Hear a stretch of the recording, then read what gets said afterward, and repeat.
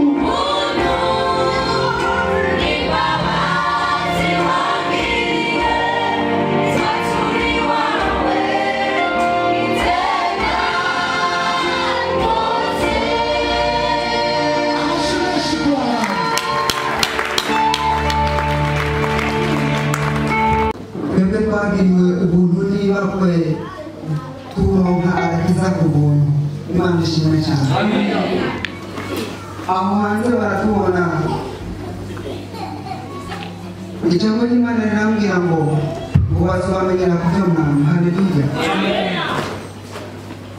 Imana ni nziza cyane.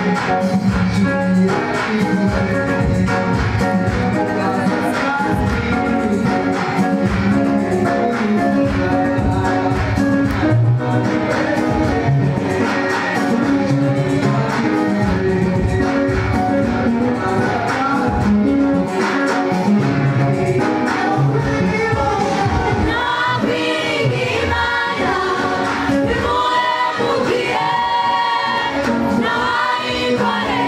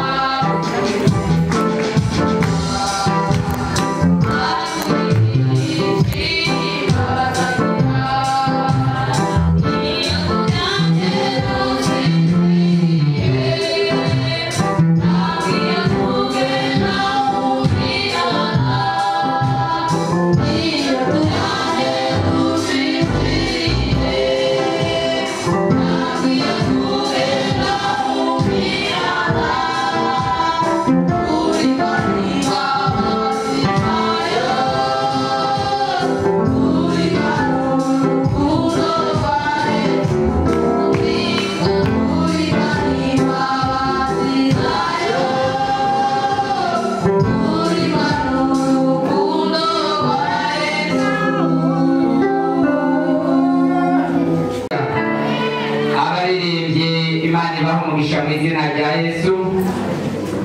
Twizere neza yuko Imana iri kumwe natwe, twongera kuba akaze na karibu mu ngoro y'Imana. Imana yo mu ijuru ishishikare kutwishimira muri rusange no kutunezerererwa. Izina ry'Imana rihabwa icubahiro. Kumbure hari uwo bageze hano aribwo bwa mbere akaba yumva afise ubwoba yuko kumbure umutekano utifashe neza. Imana yacu ihabwa icubahiro. Reka turabe ijambo rituremesha, wumve yuko wewe wahawe kaze na kari mu ngoro y'Imana kandi wumviye ijwi ry'Imana ukitaba ikoraniro ry'uno munsi, ubutumire bw'Uwiteka. Wumve yuko Uhoraho ari kumwe nawe, Uhoraho ari kumwe n'ihanga ryiwe. Izina ry'Imana rihabwa icubahiro. Ijambo ry'Imana ridukomeza kandi ridutera intege, ritubwira yuko Uhoraho ari kumwe natwe. Turisanga mu Zaburi y'ijana na 145 guhera ku murongo wa mbere gushika ku murongo wa kabiri. Imana yacu ihabwa icubahiro. Ijambo ry'Imana riratubwira ngo abizigiye Uhoraho bameze nk'umusozi Siyoni udashobora kunyiganyizwa, ariko wama ushimangiye gushitsa ibihe bidashira. Nk'uko imisozi ikikije Yerusalemu, niko Uhoraho akikije abantu biwe, uhereye none ugashitsa ibihe byose. Izina ry'Imana rihabwa icubahiro. Imana yacu ihabwa icubahiro. Natwe twizigiye Uhoraho, niwe twagize uwa mbere mu bugingo bwacu no ku murimo wayo mu gikorwa cayo, kandi namwe mwese turizera tudashidikanya ko mwizigiye Uhoraho, kuko mwumviye Mpwemu Yera ari we twita umutima mweranda kuri bamwe bamwe, ariko bisigura kimwe. Mwumve yuko Uhoraho atugose kandi ari kumwe natwe. Izina ry'Imana rihabwa icubahiro. Umwanya ukumutera wiruka ariko uko biri kose, ijambo ry'Imana riravuga ngo barongorwa na Mpwemu nibo bana b'Imana. Twizera ko bije kugenda neza, kuko nawe uduharurira amasaha nta n'udutera igitsure, ariko kuko Imana ari nyarutonde, turizera yuko Imana ishishikara kubana natwe kandi ishishikara kudushoboza. Izina ry'Imana rihabwa icubahiro.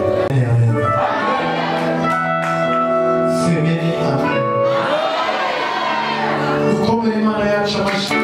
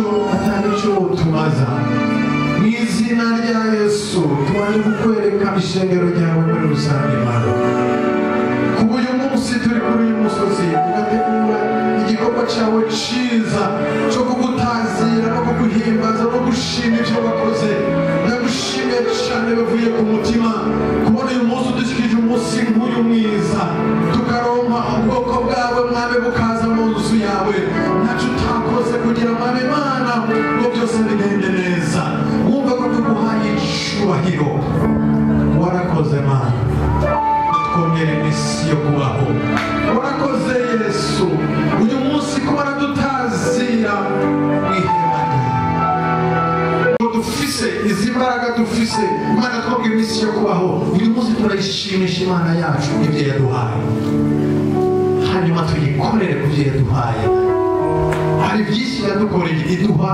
imwe dushobora umunsi kuba turiho uyu munsi ni benshi tutakiri kumwe ni benshi uyu munsi bitakunze gushobora kuza mu nzu y'Imana ariko uwo waje kandi ni byinshi Imana yagiye idukorera tukwiye kwishimira kuko Imana yaduhaye kwitanga ucafise umuntu wese Imana ntabwo iraba amafaranga menshi cyangwa ibintu byinshi iraba ikivuye ku mutima ibyo uza gukora ubikore bivuye ku mutima nta gitsure nutabi ufise atacu ufise ahubwo uyu munsi turongera tuyibwire iguhereze nayo mu izina rya Yesu murakoze Imana ibahezagire uyu munsi ni umunsi udasanzwe ku buzima bwacu nyemerere twakire abakozi b'Imana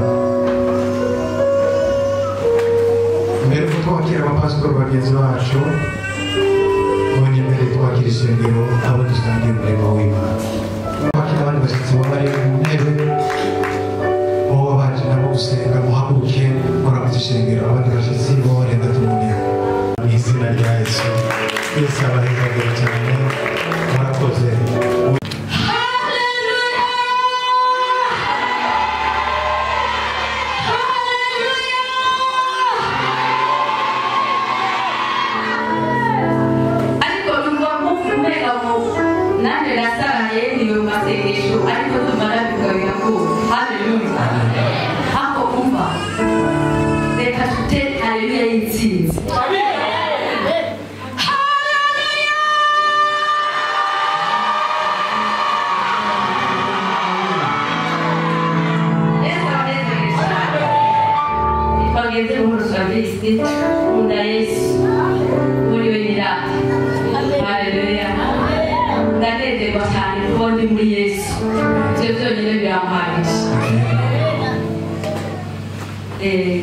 nuko umwungere w'ishengero yavuze nanjye ndi umwungere w'ishengero mve Jerusalem nukuri numva nobatende haleluya dukora Imana turi mu spirit haleluya umva dusenge tudafyina ntawe usenga afyina turagomba gusenga kugira ngo tuzoronke umwami wacu Yesu Imana umukozi karakumunwa reka umwami ikibaraga n'ubushobozi reka gukorera shize amanga reka mwami Imana azobibone mu bwami bw'Imana ko hari icyo yakoze reka ibyo akora kuri iyi si azobisange mu bwami bw'Imana azokwambika amapeta n'amagrade mu ijuru kuko yagukoreye Imana ndamushyize rero mu kiganza cyawe ndamusaba imbabazi n'imbaraga reka mpemu yera agendagende ku mutwe wiwe agendagende mu byiyumviro byiwe agukorera shize amanga warakoze Kristo warakoze ko ubikoze kandi ndagusaba ikiganza cyawe mu izina rya Yesu Kristo amen karibu mukozi w'Imana n'ubujana bw'Imana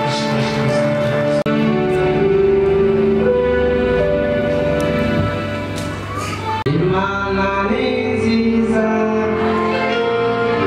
Imana ni nziza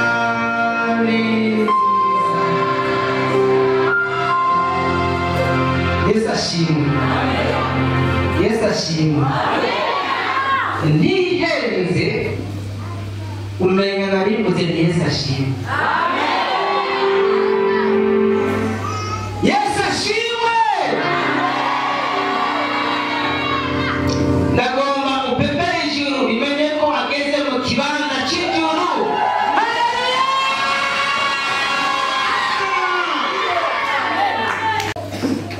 berukaga gusengera ngaha tugenda twunamye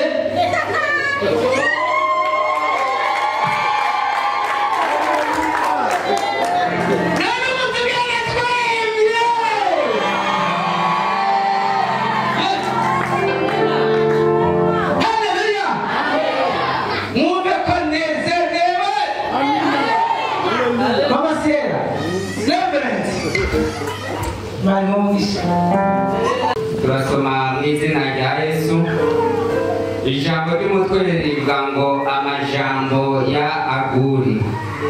24 haravuga ngo hari ibintu bine bito bito ku isi, ariko ibifise ubwenge bwinshi, ariko bifise ubwenge bwinshi.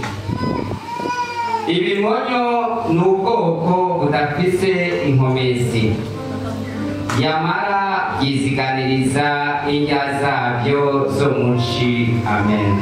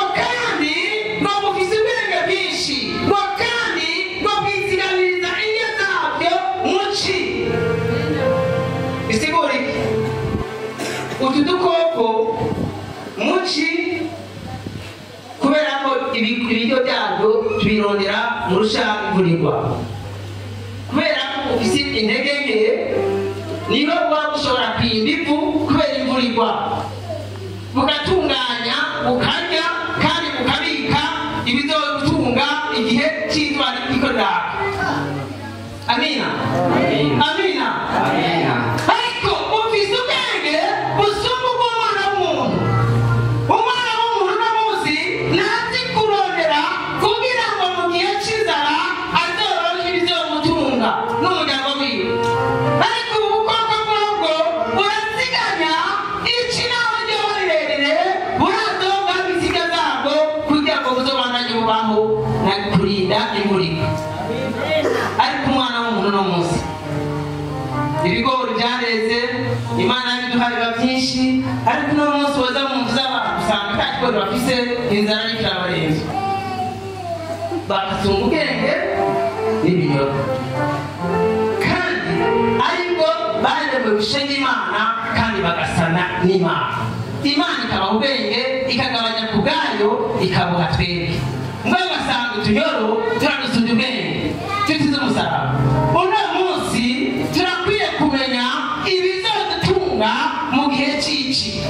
Imana ishimwe cyane, Yesu abe icyoro cyane. Ntitugasunge ubwenge n'ibinyoro. Umurongo wa 26 haravuga ngo inkezi ni ubwoko bw'ubunyantege nke, yamara zironderera inzu zo mu bitandara. Amina, amina, amina, amina, amina. Iyo mutagira ubwenge n'ingenzi, ntimwari gushobora kubaka itorero nk'iri. Amina, amina.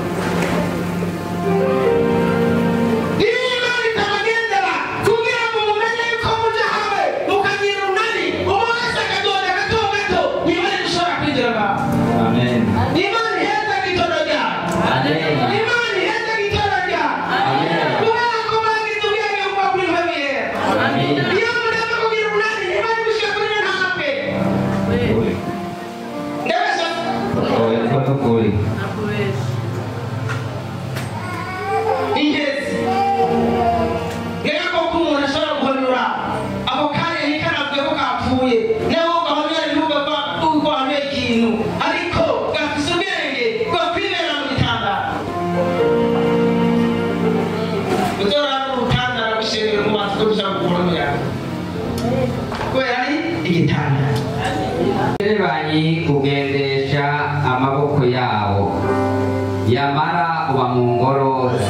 bw'abami amen. Umuntu ko muzi umuserebanyi mwese ninde muntu umuserebanyi uramugerageza ninde muntu umuserebanyi urakomora ariko ba mu ngoro yawe kubera iki ubwenge Imana yagize yawuhaye Yesu ashimwe cyane amen. Umuserebanyi ni agakoko gatunzwe ahanini n'indya wowe uteka kandi mu kuzirya numenya ko mwazisangiye kandi ntikigera kaza ku meza yawe uriko urafungura kandi ntikigera gakora mu isafuriya yawe uriramo ariko ukagatunga utabizi kubera ubwenge Imana yagahaye. Amina amina amina amina. Ariko umwana w'umuntu ugasanga ubwenge bwiwe buri munsi y'umuserebanyi. Umuserebanyi urabana n'umukuru w'igihugu, umukuru w'igihugu atazi yuko abana n'umuserebanyi kandi ari we utunze. Yesu ashimwe cyane. Nicyo gituma Bibiliya imbwira ngo tube mu bana b'abantu dufite ubwenge nk'inzoka ngo ariko tugaragare muri bo tumeze nk'inuma. Gatanu bende ucyo dusomera na Luka 13:6-9.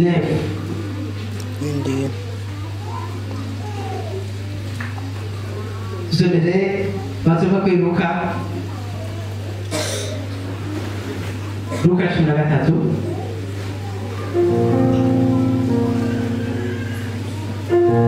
Murariga rero turi kumwe Turasoma mu izina rya Yesu.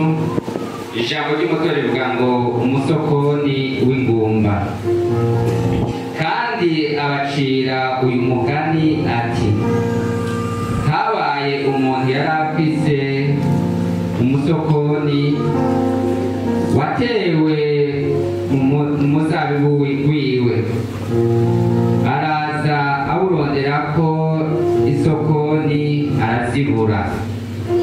Abwira umukozi w'uruzabibu ati raba none imyaka 3 nza kurondera umusokoni kuri uyu muzabibu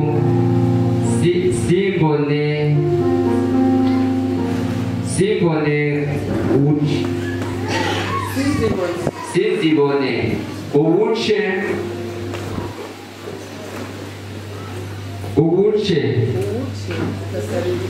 ugasarira iki aha hantu? Nawe aramwishyura atenda mugenzi, ureke uyu mwaka nawo ndaworohereze ndawutabirize, hanyuma niwama isukoni bizoba ari byiza, ariko nutama uzowuca. Amen. ivyuma bihagaye gato wamukoze Yesu aguhezere mu ndirimbo DJ sivyo. Umuzabibu tuwuhindure igiti cy'umwembe. Amina amina. Tuwuhindure igiti cy'umwembe. Umwembe mwese murawuzi yego. uno musi ubu cy'ukwezi kwa kangahe? Kwindwi. Jewe ndafise ibiti by'imyembe. Amina amina. base batura arazo biri kwibarabara.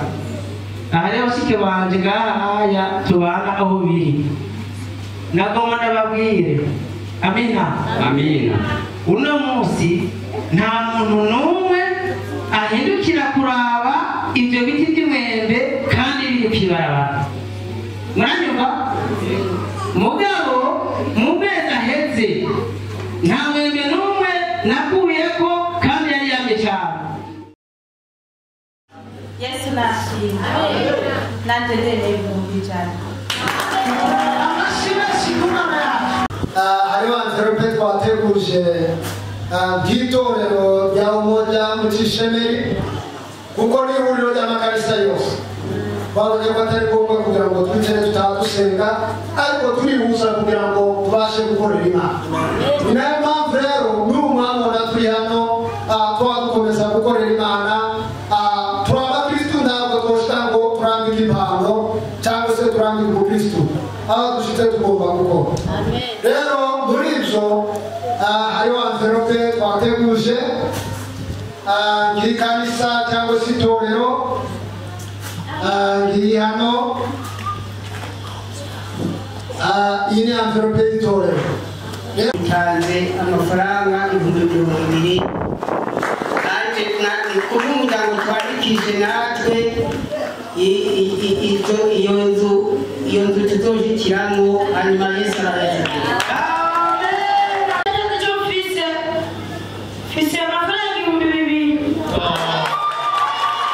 natwe tukaba twaratse icyo twokora natwe kuko turi abamama b'abaririmbyi turatanze 48,000. Ashaka gutanga 50,000.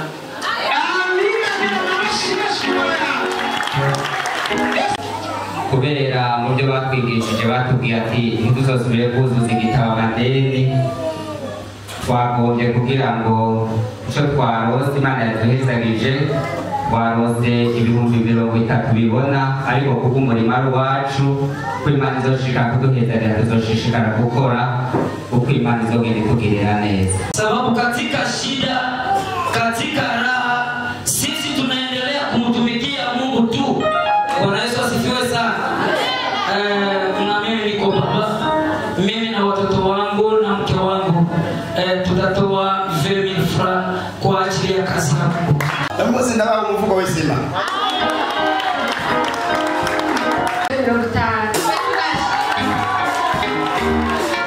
Kivyo yampaye 16,000 10 gwanje, abana 3 yabatangiye 2 nivyo yashobojwe kundonsa.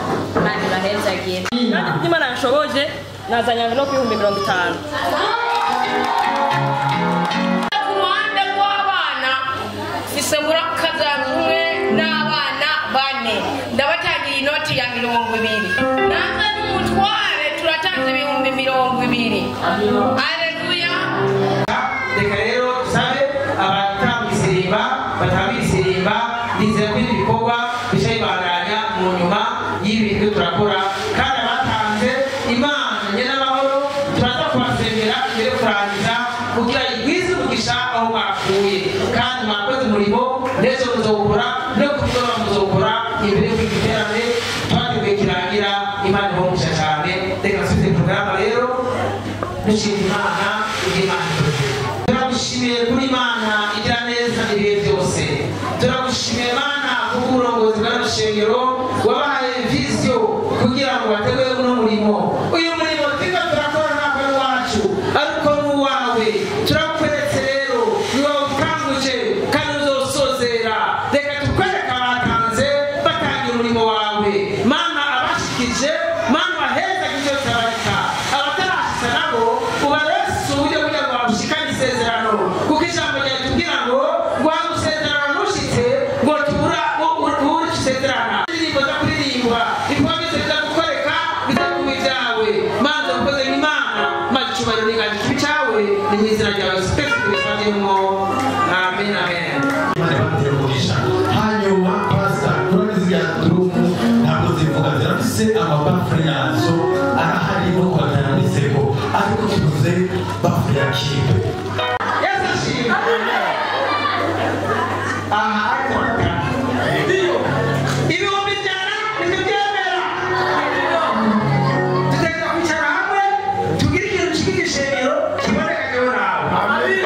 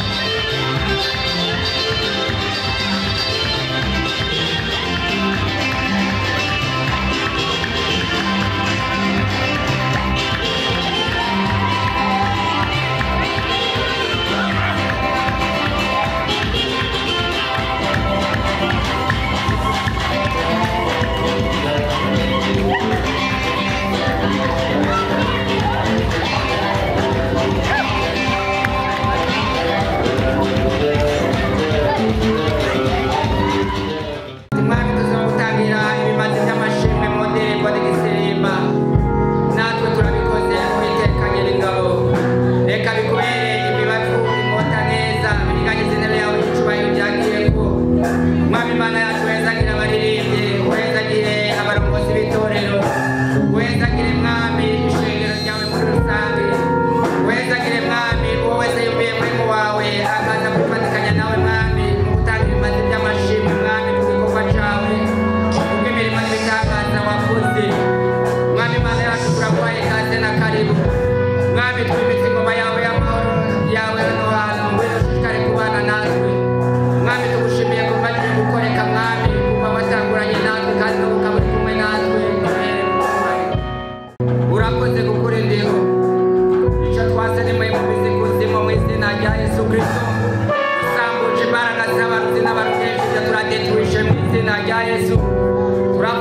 imbaraga z'abafirimasoni mu izina rya Yesu Kristo w'i Nazareti.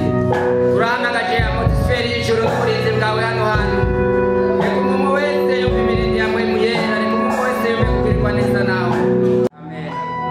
Amashyi menshi ku mwami wacu. Yaririmbye neza ngo hari impamvu ibintera. Natwe hari impamvu ibidutera tugafata umwanya wo kuzamura icyubahiro cy'Imana, tuvuga ibigwi by'Imana n'ibikorwa by'amaboko yayo, izina ry'Imana rihabwa icyubahiro. Uno munsi ni umunsi udasanzwe, umunsi w'amashimwe ku bakristo bari mu torero n'inshuti n'abagenzi, kuko Uhoraho yakoze ibikomeye ku bakozi b'Imana no ku bakristo ba rino shengero, izina ry'Imana rihabwa icyubahiro. 47 n'urupapuro rw'amajana 713 duhere ku murongo wa mbere dushikane ku murongo wa 4. Haleluya. Kuko ari byiza kuririmbira Imana yacu ishimwe, biraryoshe kandi gushima kurakwiye. Uhoraho niwe yubaka Yerusalemu, akoraniriza hamwe abari barasanzajwe bo mu Bisirayeli, akiza abafise imitima imenetse, avuka inguma zabo, aharura inyenyeri uko zingana. Amen. Rero twatumiye inshuti n'abagenzi, abakunzi b'Imana, uko abarundi barakoze ngo ntawe utamba yirorera. Uno munsi ni umunsi ugira kabiri dufata umwanya wo gushima Imana, turamya Imana kandi tunatanga n'ibyashikaye kuduhezagiza kuva akiturinda, akiduhamagara, akidukura aho twari twarasanzarijwe, kugira ngo mu gihe nk'iki tube turi hano dushima Imana, izina ry'Imana rihabwa icyubahiro. Impamvu Uhoraho yabatumiye kandi yemeye yuko duteranira hano ku bw'uno munsi, hari icyo Imana ishishikara kudukoresha kandi hari icyo Imana ishishikara kuvugana natwe abumvise amajambo y'Imana. Yesu aduhane umugisha. kwakira uvuga ijambo ry'Imana, uvugisha Imana bise mu mutima mu izina rya Yesu. Nyemera twakira abapasitori bari mu ngabo barimo tubakira.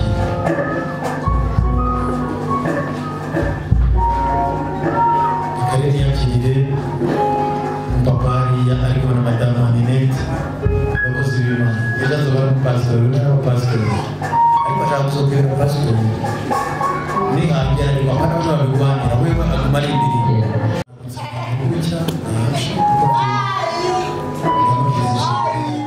Abavuga ngo mvuge iki, kuko igihe condengana ndongoroye ibya Gidiyoni n'ibya Baraki n'ibya Samusoni n'ibya Yefuta n'ibya Dawudi n'ibya Samweli n'iby'abavugishwa n'Imana,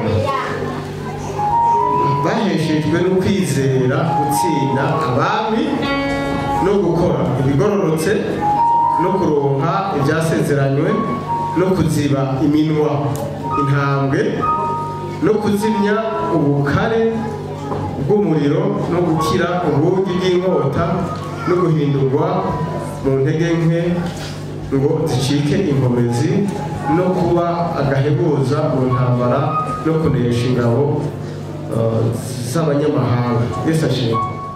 Mu izina rya Yesu turamusabira umuzi w'imbaraga, icyo washize ku mutima wiwe abajije gukora papa, tumusabiye mu bwiza bwawe bube ko reka ijambo ryawe rishika mu mitima ya benshi ribagirira akamaro, nuko agihaguruka abanegura ibintu hasi mu izina rya Yesu Kristo. Tumusabira imbaraga n'ubushobozi, urakoze Yesu ko bikoze, ntabwo tumusenga twizeye mu izina rya Yesu Kristo. Amen. Amashyi menshi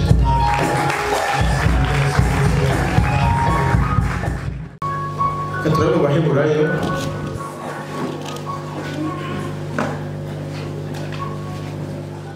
rimwe rero ku murongo wa 32.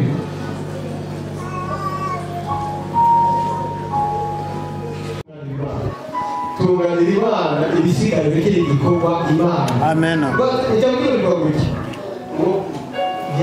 amatwi mureke kumva ukuboko kwayo si kugufi kunaniwe gukora nitwebwe hari igihome hagati yacu nayo. Abikorintho ba kabiri 12 umurongo wa 5.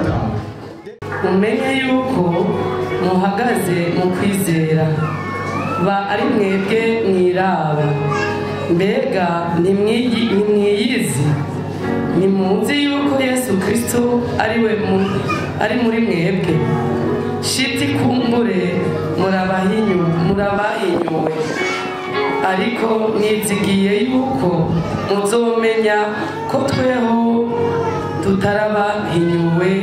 Amen. Amen. Abankoresha imigenderanire imeze gute? Ku kazi nari ndafise ikipe nkoresha imigenderanire imeze gute? Jewe nambyirondoye turi umufundi w'imiduga. Ni kenshi abantu bazi ko abafundi b'imiduga inzara zirabura kubera amavuta ya hoteli.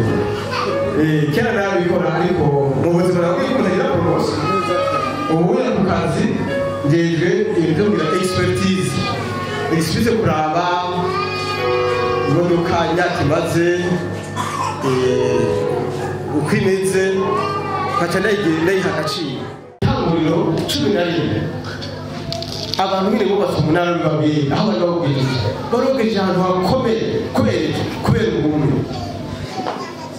umukozi w'Imana kamubwira umwe kuva hari inyuma bari inyuma mukaza ngaho cyitoki mwishira satani kinakora agwaburu ubutudubidubi naho mufata umunsi umwe murafata iyicibitoki abantu kuko abakozi bose s'abakozi b'Imana hari abihamagaye n'abandi bari yahamagaye hari abahamagaye n'abantu batahamagaye n'Imana mukavuga ati tugiye hamwe twirike kurani kimwe haba cyito abademoni mu banyigaritse. Rero satani kinakora ntiyemera ko abantu bagira ubuntu.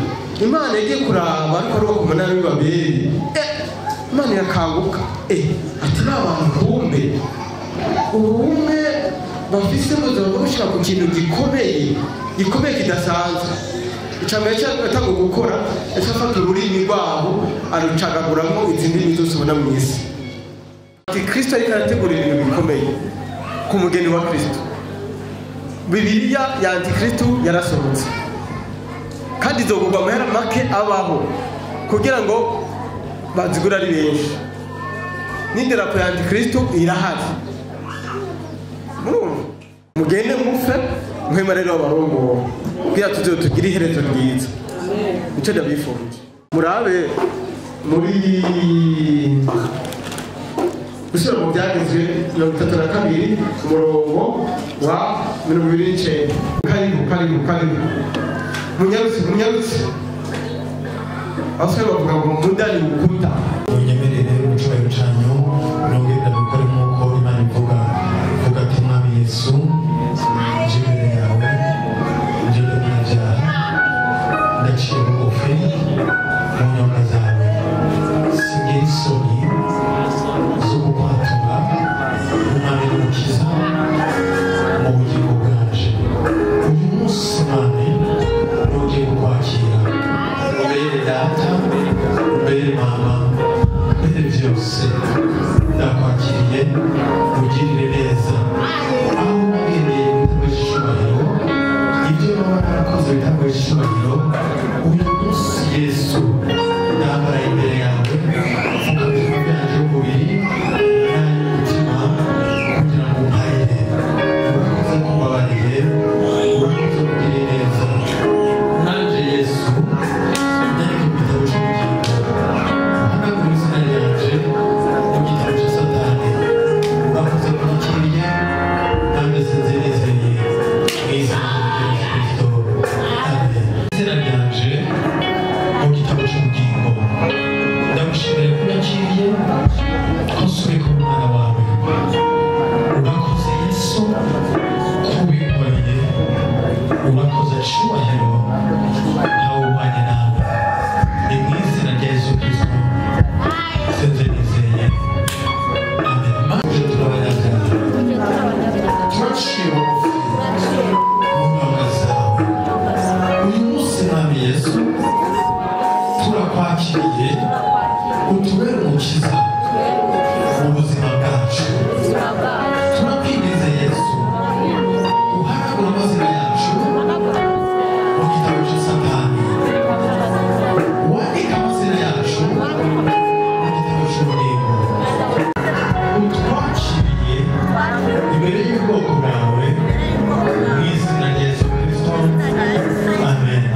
Uduze ibiganza twasengere Mana nziza Mana y'icyubahiro wese rihangama baca imbere yawe aho bagendeye bitameze neza ariko uyu munsi barakwakira kandi Yesu mu bugingo bwabo ubabere byose reka babaganze hamagaye marayika w'umuco agendera imbere yabo reka bamurikire bagende babona mu izina rya Yesu Kristo ndakwinginze ngo Satani abava inyuma mu izina rya Yesu Kristo n'abadayimoni bahagarariraho uhereye uyu munsi ko bakwakiriye bakagutisha ku isi akanwa kabo reka abana ndakweretse aba bamama ndakweretse aba bapapa ndakweretse uyu wese arimo mu izina rya Yesu Kristo uyu munsi mwami Imana impundu zivuge mu ijuru kuko bakwakiriye turagukomeye amashyi n'impundu mu izina rya Yesu Kristo Imana iragukomeye cyane iragukomeye neza.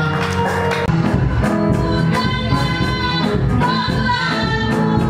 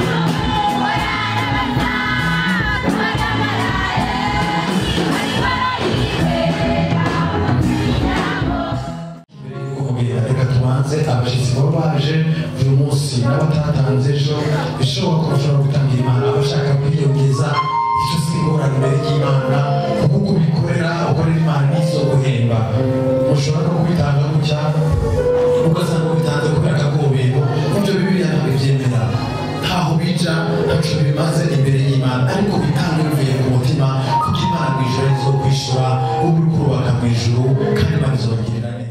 Leo nikienda kutafuta nikapata ingine 35 inakuwa